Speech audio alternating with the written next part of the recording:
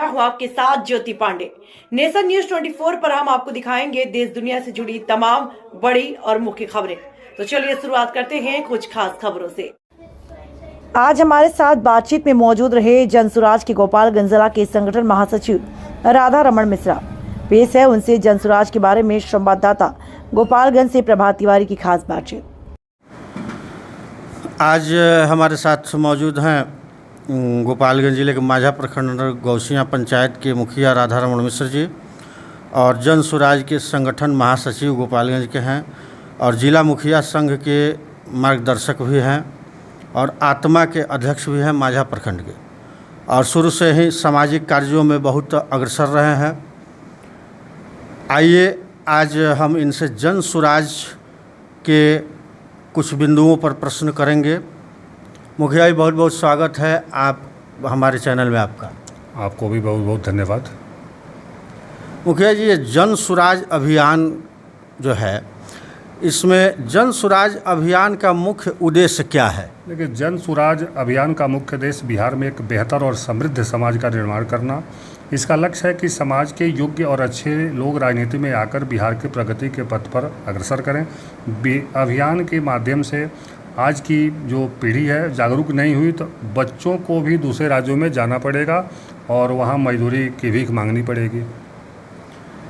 दूसरा प्रश्न है मुखिया, क्या जनसुराज अगले विधानसभा चुनाव में चुनाव लड़ेगी? बिल्कुल, प्रशांत जी का कहना है कि पूरे 243 सीटों पर जनसुराज पार्टी चुनाव लड़ेगी।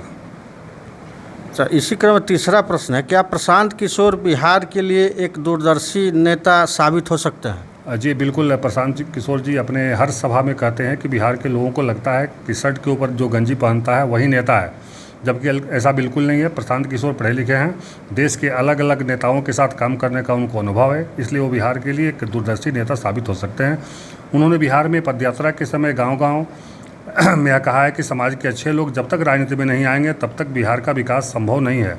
बिहार को प्रगति के पथ पर तभी जा सकता है जब समाज के लोग जागरूक होंगे और अपने हक के लिए नेताओं से सवाल करेंगे। अनुसार बिहार अगले 10 सालों में देश के अग्रणी राज्यों में शामिल हो सकता है।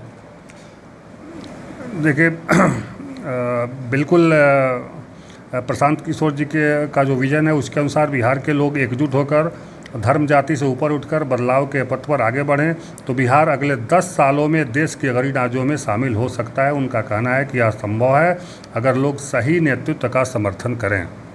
अच्छा, अगला सवाल है, क्या जनसुराज में सभी वर्गों को संख्या के हिसाब से हिस्सेदारी मिलेगी?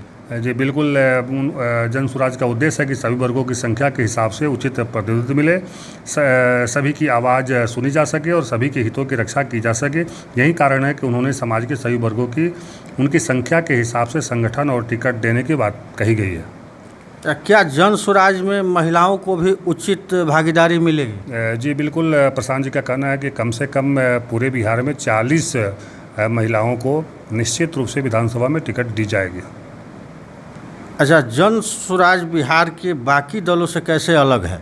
जी बिल्कुल अलग है। प्रशांत किशोर जी अपने भाषणों में कई बार बता चुके हैं कि जनसुराज बाकी दलों से अलग इसलिए है कि यह जाति, धर्म और व्यक्तिगत हितों से ऊपर उठकर समाज के सभी वर्गों के लिए काम करेगा। इसका उद्देश्य है कि बिहार के समृद्ध, न्यायसंगत, सशक्त समाज का निर्माण करना है जहाँ हर नागरिक को समान अवसर और अधिकार मिल सके।